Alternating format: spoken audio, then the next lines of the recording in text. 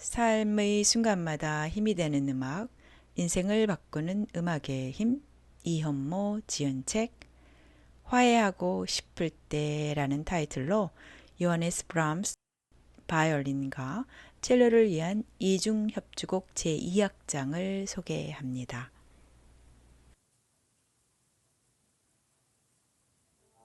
나는 조용히 설명한다. 당신은 고함치는 말로 듣는다. 당신은 새롭게 시도한다. 나는 오래된 상처를 다시 들추는 것 같다. 영국의 시인이자 극작가 로저 맥거프가 쓴 당신과 나라는 시의 일부입니다. 이 시의 내용처럼 누군가와 소통하는 것이 더없이 어려울 때가 있습니다. 속을 확 까집어서 보여줄 수도 없고 얼마나 답답하면 이런 말이 나올 정도일까요? 이럴 때 음악으로 화해를 시도한 이 곡을 함께 들어보면 어떨까요?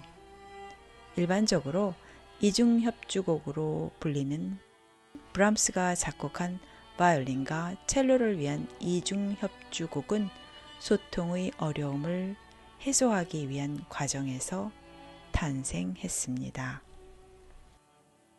이중협주곡의 탄생에서 이런 일화가 전해집니다. 이 곡을 쓸 무렵 브람스는 20살 때부터 친구였던 독일 최고의 바이올리니스트 요셉 요하임과 불화가 생겨서 무척 힘들어 했습니다. 당시 요하임은 가수였던 부인의 남자 관계에 대해 오해를 했고 급기야 이혼 소송까지 했습니다. 그런데 요하임은 두 사람의 결합을 위해 힘썼던 브람스를 오해하여 브람스가 부인의 편에 섰다며 마침내 절교까지 했습니다. 그 무렵 50대 중반의 브람스는 독신이었는데 가까운 친구들이 하나 둘씩 세상을 떠남을 무척 슬퍼했습니다. 그런데 오랜 친구 요하임으로부터 절교까지 당했던 것입니다. 마침내 브람스는 이미 작곡한 바이올린 협주곡과는 색다른 협주곡을 구상 중이었습니다. 오랜 고민 끝에 바이올린과 첼로가 함께 들어간 바이올린과 첼로를 위한 이중 협주곡을 작곡하려고 마음먹었고 또 화해의 기회로 삼았습니다. 브람스는 바이올리니스트 요하임으로부터 바이올린의 자문을 받으면서 화해하려고 시도했습니다. 그리고 자신의 첼로 소나타 제2번을 성공리에 초연했던 첼리스트 하우스만으로부터는 첼로의 자문을 구했습니다. 아무튼 브람스의 이런 의도는 안팎으로 성공하여 요하임과 화해했고 작곡도 잘 마무리 지었습니다. 또 이 곡을 관현악과 협연하기 전에 클라라의 집에서 브람스가 피아노, 요하임이 바이올린, 하우스만이 첼로를 함께 연주했다고 합니다. 당시 브람스는 고음을 내는 바이올린을 요하임의 부인에 저음을 내는 첼로를 요하임으로 비유했습니다. 또 바이올린을 요하임, 첼로로 작고 뚱뚱한 브람스 자신으로 비유했다는데 그야말로 비유도 이중적이었습니다. 이런 사실을 알고 이 곡을 들으면 더 재미있게 감상할 수 있습니다. 브람스는 화해하려는 마음이 가장 잘 드러나는 이중협주곡 제2악장을 3부 형식으로 만들었습니다. 서로 화합하는 이야기를 담기에는 여행 끝에 출발한 곳으로 되돌아오는 3부 형식이 적합하다고 본 것이 아닐까요? 또 그런 과정은 빠르지 않고 느리게 진행되어야 하겠지요. 제1부는 호른이 2번 상승하는 동기 선율로 시작합니다. 이 선율은 둘이 서로 더 가까이 다가서자는 뜻입니다. 이 선율은 이 악장의 곳곳에서 나옵니다.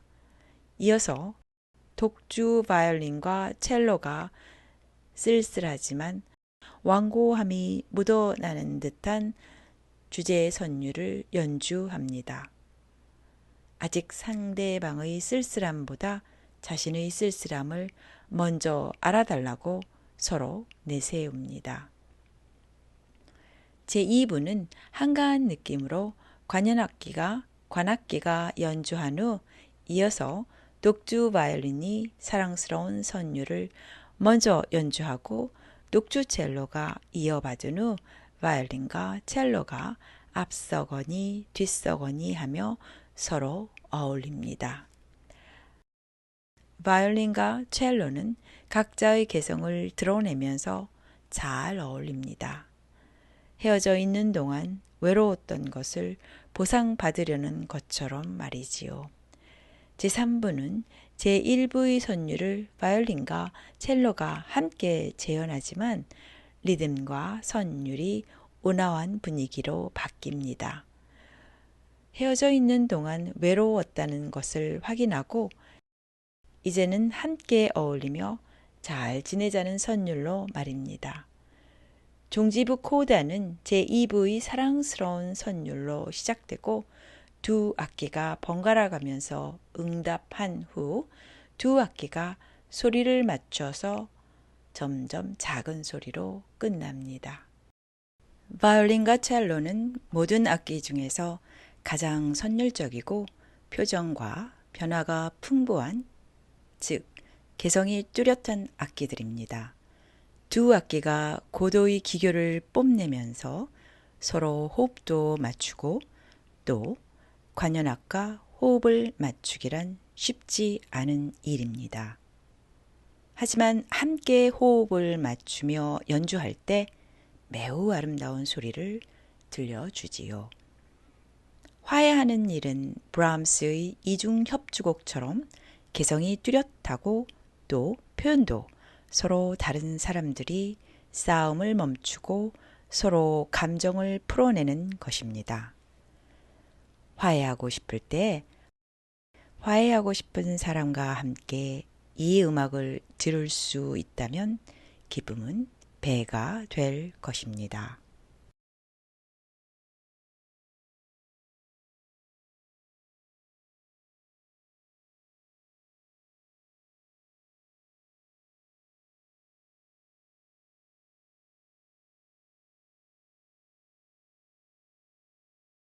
다음은 세상의 모든 아버지와 아들을 위한 음악으로 드미트리 쇼스타코비치의 피아노 협주곡 제2번 제2악장 1957년에 작곡한 작품을 소개합니다.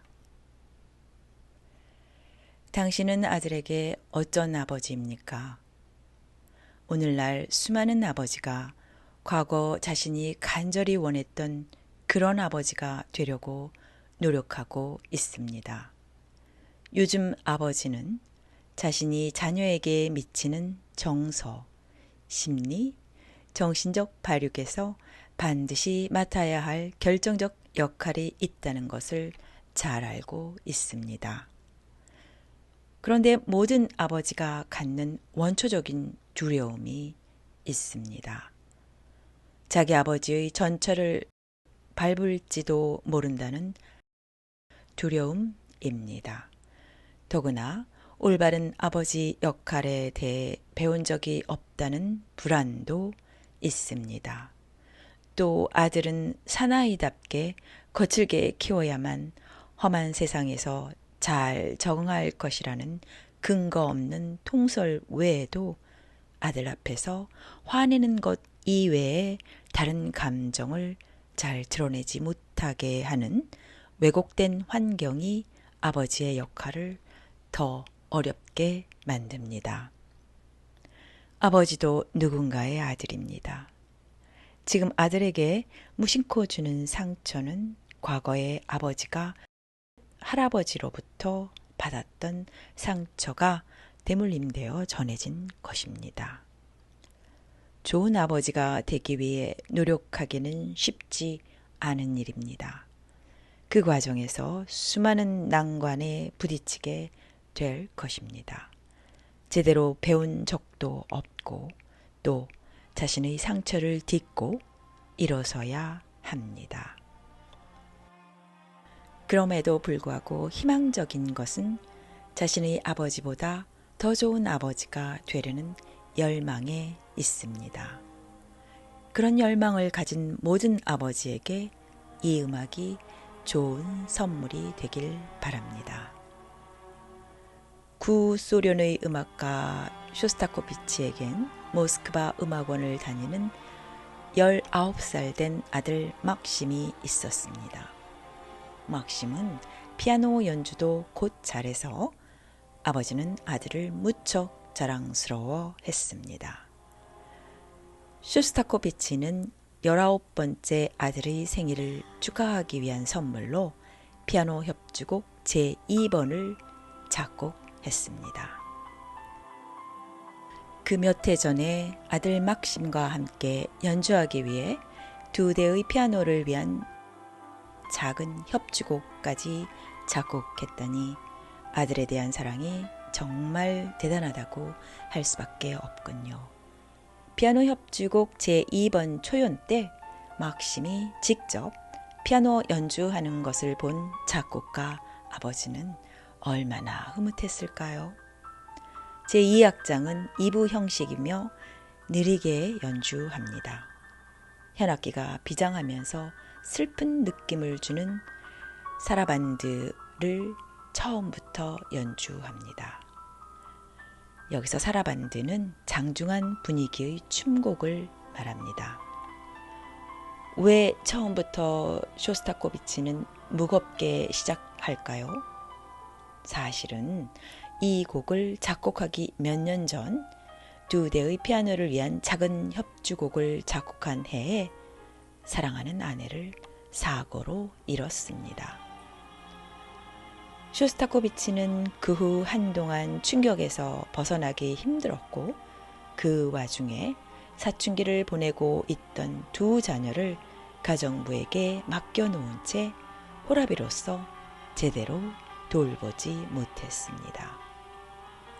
아버지로서 아이들에 대한 미안한 마음과 아내의 빈자리를 바라보는 슬픈 마음이 지금 아이들을 사랑하는 마음을 앞서 무거운 사라반드로 표현한 게 아닐까요?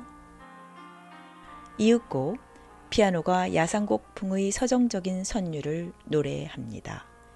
따뜻한 눈빛으로 아들 막심의 얼굴을 내려다보며 아들의 맑은 눈을 바라보고 아들의 머리카락을 다정하게 어루만지며 그동안 제대로 보살펴주지 못한 마음을 나누는 것 같지요.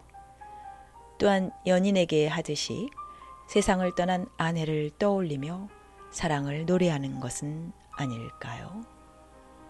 아름다운 피아노 연주가 끝나고 현악기가 무거운 분위기를 만듭니다.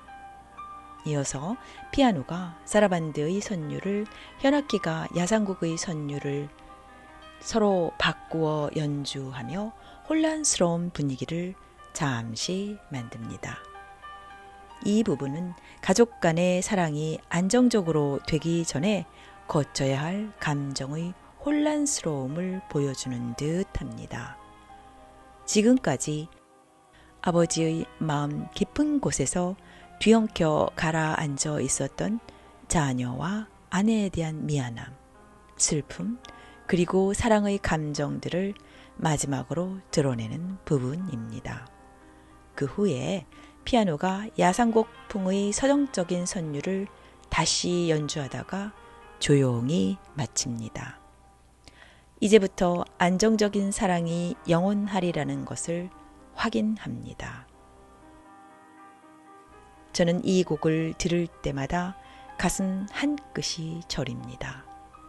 쇼스타코비치가 아들에 대해 가졌던 미안한 마음, 슬픈 마음, 그리고 깊은 사랑이 제 마음을 깊이 헤집어 놓기 때문입니다. 이 곡은 좋은 부모가 되려고 노력하는 모든 이들이 마음속 깊이 묻어두었던 자녀에 대한 뜨거운 사랑을 진솔하게 표현할 수 있게 도와줄 것입니다.